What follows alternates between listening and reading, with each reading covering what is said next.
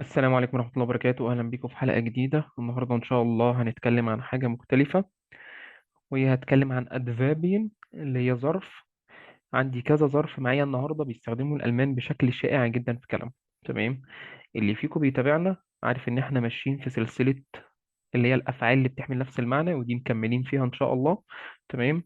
بس انا حبيت النهارده تبقى حلقه مختلفه، لان الثلاث ظروف دول اللي معايا النهارده بيستخدموا الالمان جدا في كلامهم، فلازم نكون عارفين معناهم وبيستخدموهم ازاي. طب تعالي نشوفوا معانا نوما اينس كيفازي.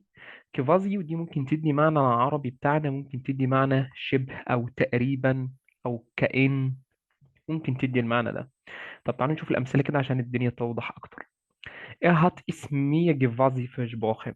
اللي هو وعدني بده، هو تقريبا وعدني بده.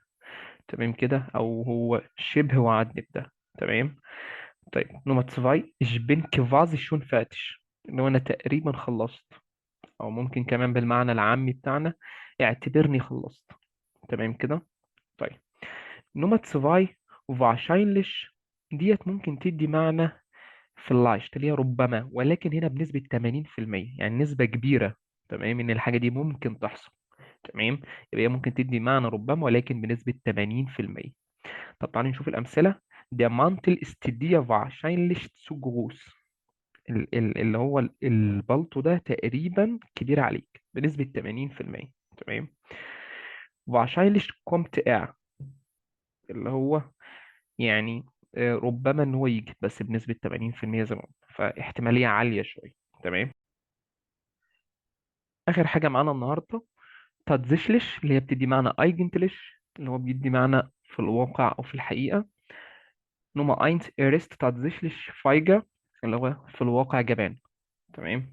Der Lehrer ist tatsächlich netter als ich gedacht hatte. اللي هو أنا بقول لك إن المعلم كان في الواقع ألطف من إن أنا كنت معتقد. تمام كده. دي كانت الثلاث ظروف اللي بيستخدمهم الألمان بطريقة كبيرة جدا وبشكل شائع في الجمل اللي بيكونوها. فهتسمعهم كتير جدا سواء هتشتغل جول سنتر أو هتتعامل مع الألمان في شكل دايركت إن أنت هتسافر يعني، والكلام ده كله. أشوفكم إن شاء الله في حلقة جديدة. اللي فيكم بيتابعني إحنا ماشيين طبعا في سلسلة الأفعال اللي بتدي معنى نفس المعنى، ودي مهمة جدا عشان تكون قادر على فهم تقريبا اغلب الكلام اللي بيتحدثه الالمان او اي شخص بيتحدث الالماني كلغة ام. اشوفكم ان شاء الله في حلقة جديدة، والسلام عليكم ورحمة الله وبركاته.